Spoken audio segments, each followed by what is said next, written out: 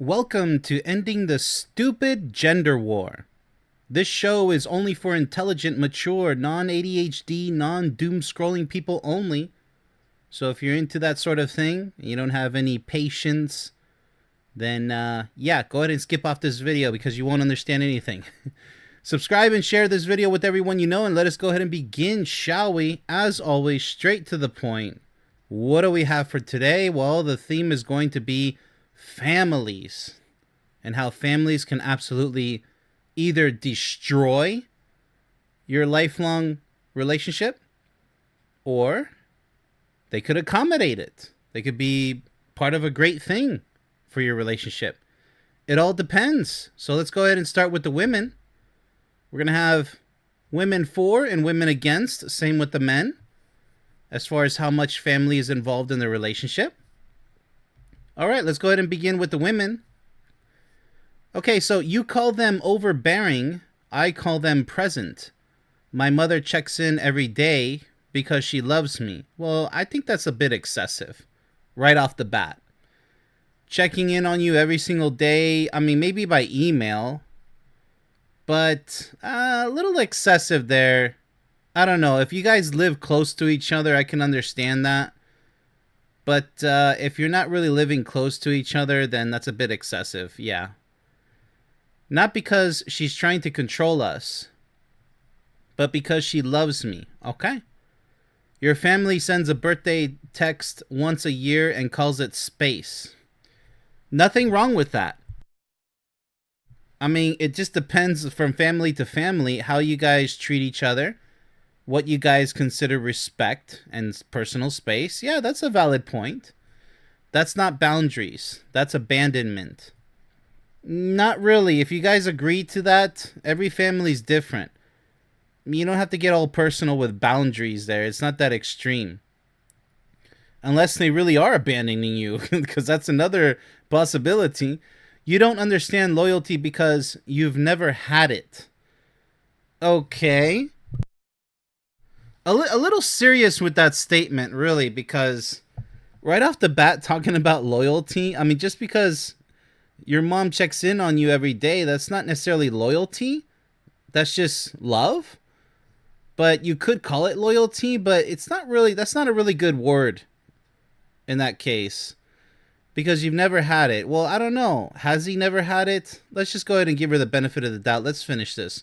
When we struggle, my people show up with food. My people? With food and money and prayers. Yours send thoughts and prayers from 3 states away.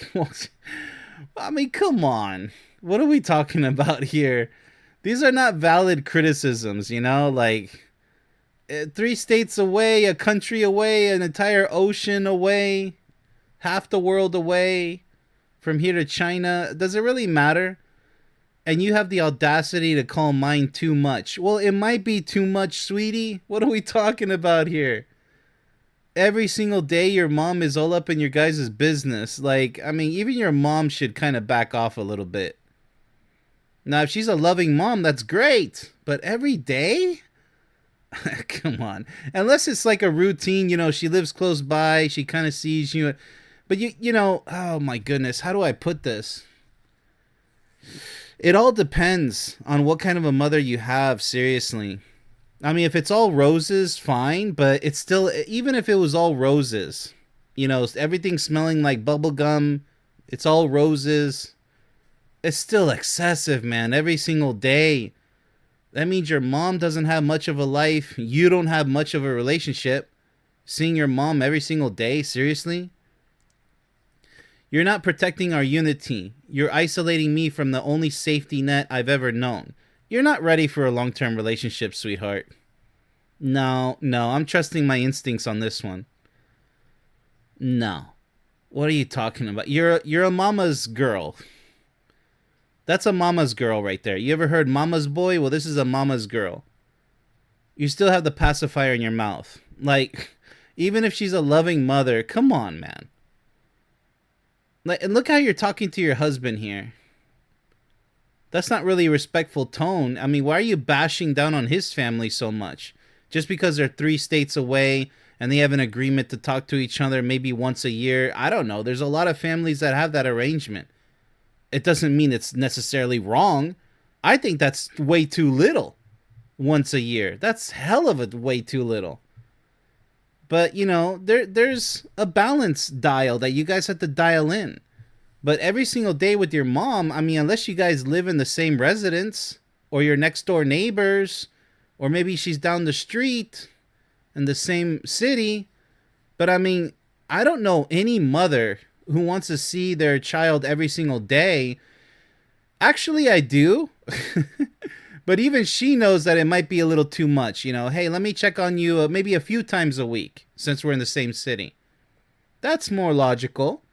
And if you stop by for some cookies, sure, you can stop by. But usually that's because, your son or daughter is not really having the time of their life, It's just too frequent, Like when you're truly in love with your partner, you don't frequent your parents daily.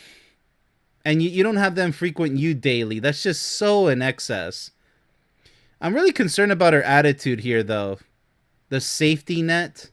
You got to develop your own safety net eventually. It doesn't mean your family is not good for anything. No. Have them as a secondary safety net, but you got to create your own. It's part of growing up. Your autonomy feels like a cage when it means cutting off everyone who actually gives a damn. What's with all this anger? The truth is, you're not uncomfortable with my family's involvement. You're uncomfortable with the fact that I have people who love me enough to meddle. All right, I don't know where all this resentment is coming from. I don't know how he treats you, but this sounds like an extreme situation. If he's that bad, divorce, break up. It doesn't sound like it's going to last that long anyway. You want me to myself, unmoored, dependent only on you.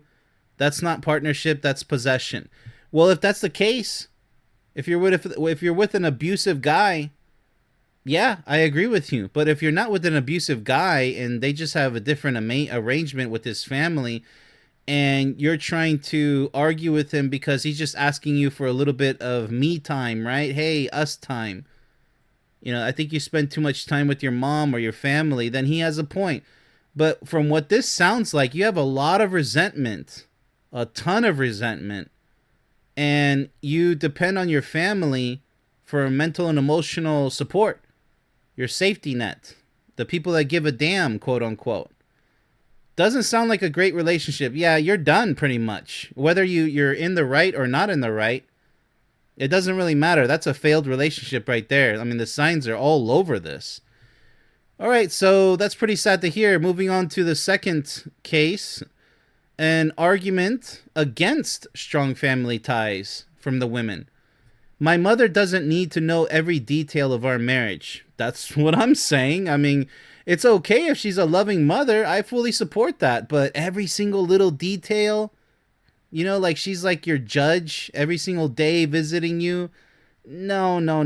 That's just really cringe. It really is. It doesn't mean you have to estrange yourself from your family. No, keep them around. They're going to love you no matter what. If you're fortunate to have a loving family, loving parents, by the way, because not all families are created equal, I'll tell you that. There's tons of abusive, narcissistic, just monster families out there who are nothing but nightmares to your life, especially to your relationship. So if you have a loving parents or loving, brother, sister, whole family, that's awesome. But there's got to be balance still, even so. You need some balance.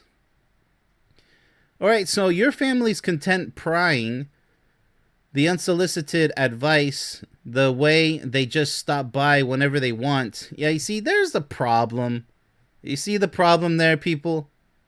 It's not love, it's intrusion. It really is intrusion. Like, if your family loves you that much, they're going to ask you for permission to stop by. They're not just going to show up whenever they want. That's just common courtesy.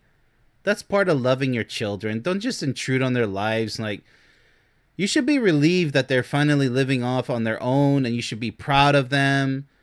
Now they're adults just like you. It's time to kind of tone it down a little bit, the role of a mother or father. You're always going to be their mother or father, but You got to develop a life of your. When the kids leave, you need a life of your own now because you deserve it. You spend all that time raising a healthy, child or children. Now it's time for you to come back to yourself, right?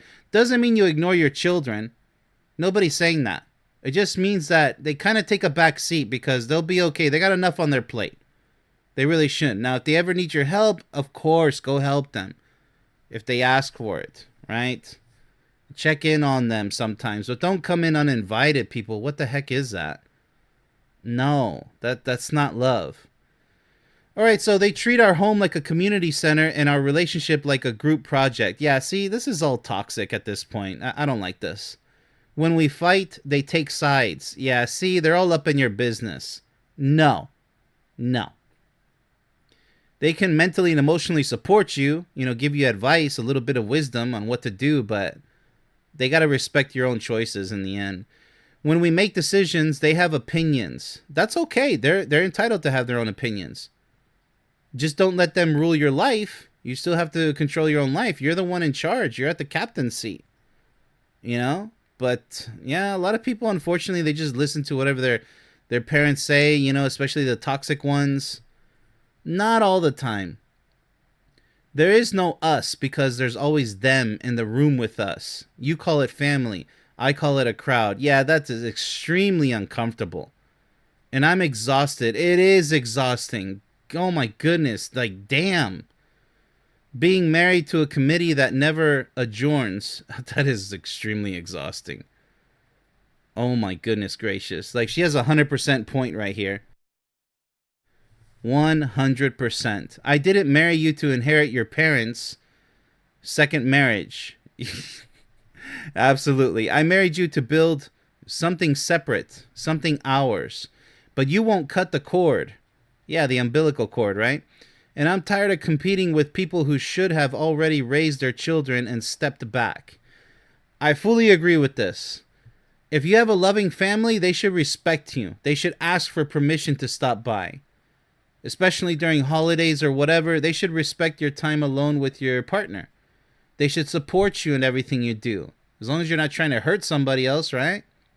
So if you're a good gal and you're with a good guy and you have good parents, good brothers and sisters, yada yada, yeah, you should be good to go, but they have to respect your space too, right? That's what love is. Hey son, hey daughter, how you doing? You need anything? I'll be right over here. Hey, can I stop by sometime this week? Send an email, give a phone call. But don't be like doing every single damn day. What is wrong with you? Let's go ahead and shift gears over to the men. All right, so the men say for traditional parenting involvement. All right, let's see what they say in favor of. Grandparents are supposed to be involved. That's how we survived for thousands of years, raising kids as a village. This sounds very like Muslim, with the Muslims. This sounds very third world country-ish. There's nothing wrong with that, but it doesn't really translate well in American life with Western countries either. Kind of sort of with Western countries, but the United States, not so much. This doesn't, no. That type of culture, you got to be careful when you overgeneralize things with a blanket statement like this. Like, thousands of years. Yeah, buddy, but there's all kinds of cultures and all kinds of countries out there. Come on, man. You can't do that. Not two exhausted people in an isolated house. What's wrong with that? With a baby monitor. Your parents, well, there's nothing wrong with the baby monitor. That can save lives. Save babies' lives, man. Come on. Technology is there. Use it. Why not? Your parents live 20 minutes away and visit twice a year. Okay, well, that's pretty sad. You see, that's on the other extreme spectrum, right? Like the once a year we saw with the women, now it's twice a year with this guy here. But concerning his wife or girlfriend. Yeah, 20 minutes away. No, that's despicable. That means your family, no, they don't love you. They don't care about you. That's way too little, man. Come on, twice a year. My mother would move in if we asked, and you're mad about the wrong one. Okay. That doesn't make too much sense. When our child is struggling, who will actually be there? Your parents with the gift card or mine with homemade soup and a spare bed? Okay, well, whatever can help, I would say. You married into a family that shows up. Stop acting like that's a problem. The real issue isn't that my family is too involved. It's that yours checked out generations ago and you're jealous we actually have what you're missing. All right, this is kind of like vice versa here. Don't punish me for coming from love just because you came from distance. All right, so same arguments reciprocated. Look, this is the another extreme, okay? Just like the woman said in the beginning, my mother visits me, checks in on every day. So she doesn't really care about the husband or the boyfriend, right? It's just, I know I'm going to check on you every day. Like, I don't know, it sounds pretty mandatory to me. And she calls that her safety net. Well, this guy over here is like, well, your parents are 20 minutes away and they don't come check on you like maybe twice a year. Well, that's a valid point. But, to move in with you, come on. What is your wife or girlfriend going to think about that? That's a major... You guys have to be the ones in charge of what goes on in your domestic life. I don't care how good your family is, how polite they are. Look, you guys are grown adults. Unless you're in a tough financial situation where you guys can make a smart choice by moving in together. Maybe your parents are having trouble. Maybe you're having trouble financially. I agree with that. Go ahead and move in together. And your wife or girlfriend should understand that. But if you're just trying to propose it because you can't live without mom and dad, like, that's messed up, okay? Now you're playing the role of a mama's boy like we saw with the mama's daughter, right? We don't want that. That's on the other opposite end of the spectrum. Another extreme that we don't want. We don't want extremes. We want balance. All right, so let's go ahead and go on to what the men say. Contrary to traditional parent involvement in the relationship, your mother undermines every parenting decision we make. We say no sugar, she brings candy.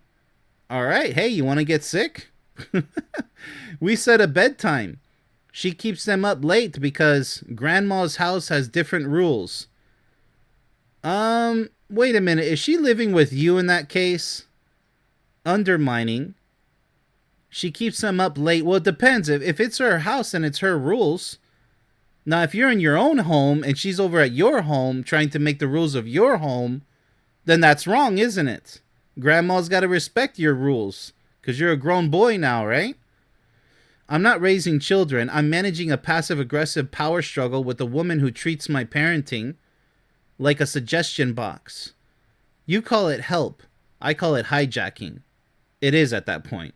And every time I tried to set a boundary, you tell me I'm starting drama. Yeah, okay, so you're dealing with an immature partner here. That's not starting drama.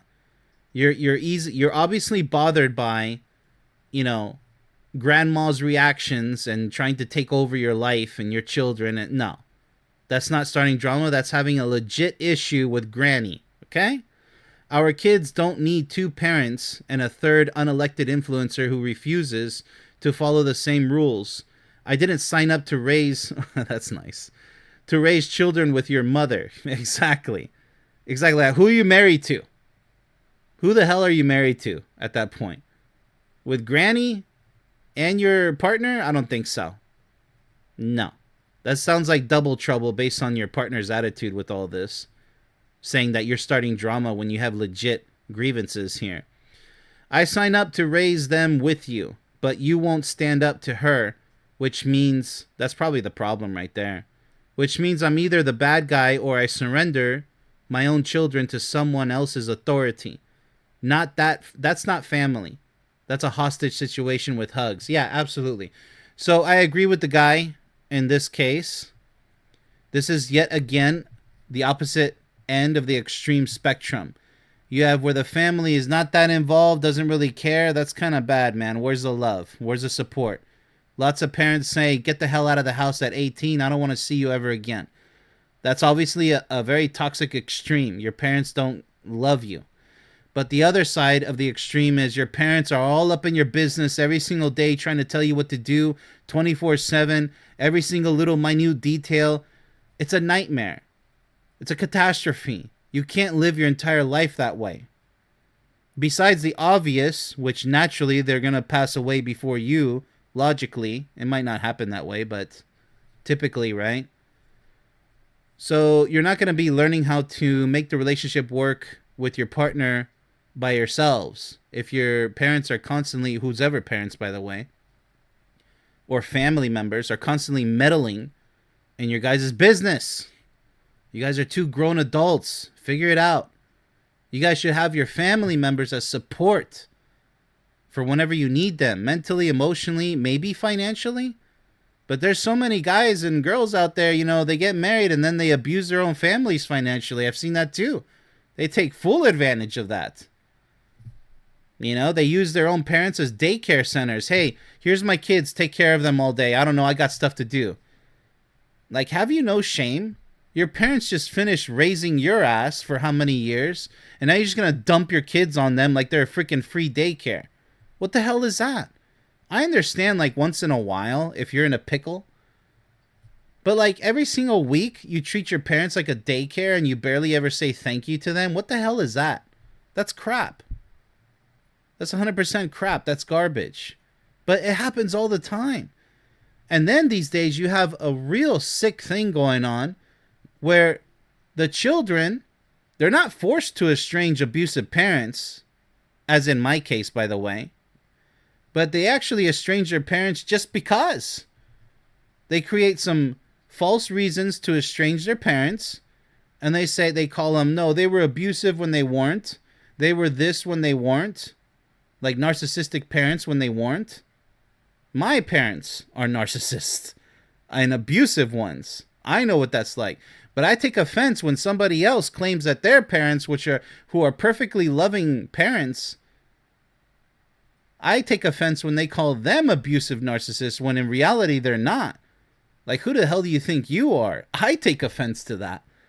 Because I'm the one who lived through that, not you. Stop pretending like, we have this really sick age that we're living in these days where people are claiming all types of mental disorders and conditions that are completely false. It's like, what are you doing? They just want the attention. They want an excuse to play the victim, to play to pull out the V card. Not the virgin card, but the victim card. So it's just really sad the way that works because all these parents out there who genuinely love their children, they raise them so beautifully and so lovingly, they get estranged. They get forgotten forever, possibly, most likely. It really is sickening, and it's sad because all I ever wanted was, when I was younger, is my family to function like theirs. A loving family that supports you and everything. No, mine didn't. They didn't give a damn about what I wanted to do with my life. They had a cookie cutter plan for me. And I refused to follow through with it. But all these other kids who have all the opportunities in their life that they could possibly imagine, all the love in the world from their parents and their families, and yet they throw it all away. It's really sick. It really is. It's unfortunate too, but it is what it is. But for those parents out there who are going through that, just know that you did the best you could, and it's not your fault. And with that, that's all for today's show. Be sure to binge watch all of these other awesome series. And if you want to be a guest speaker on my show, Let's Talk About Love, you have to sign up as a free member on my website and receive all kinds of free goodies over there that could be life-changing. Go check it out. Much love, everybody.